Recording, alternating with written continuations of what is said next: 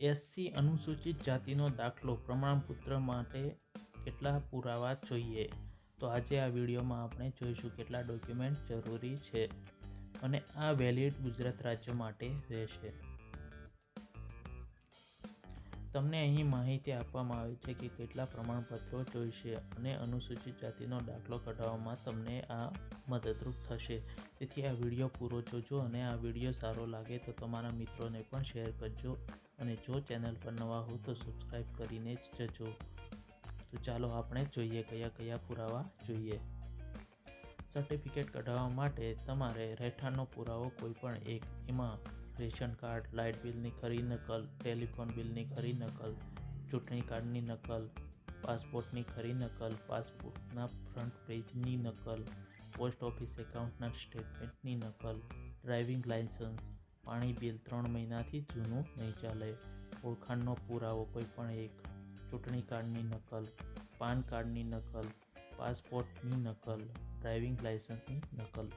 Number 2, જાતિને લગતા પુરાવા કોઈ પણ એક, શાળા છોડ્યાનું પ્રમાણપત્ર અથવા પરિવારના કોઈ એક સભ્યનું જાતિનું પ્રમાણપત્ર અને રેશન કાર્ડ.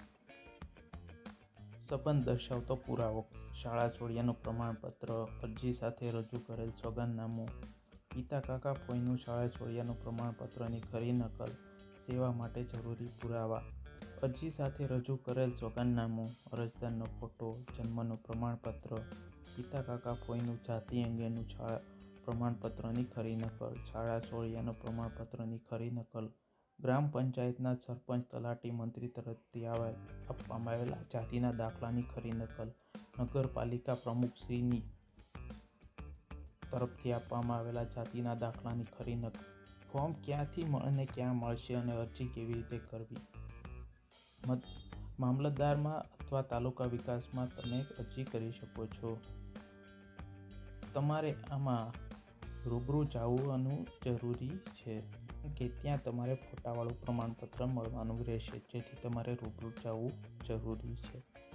તમને આ વિડીયો સારો લાગ્યો હોય તો લાઈક, શેર અને સબસ્ક્રાઈબ કરજો અને કોઈ પણ માહિતી સમજ ન પડે તો કોમેન્ટ કરજો, જેથી મેં તમને મદદ કરી શકું.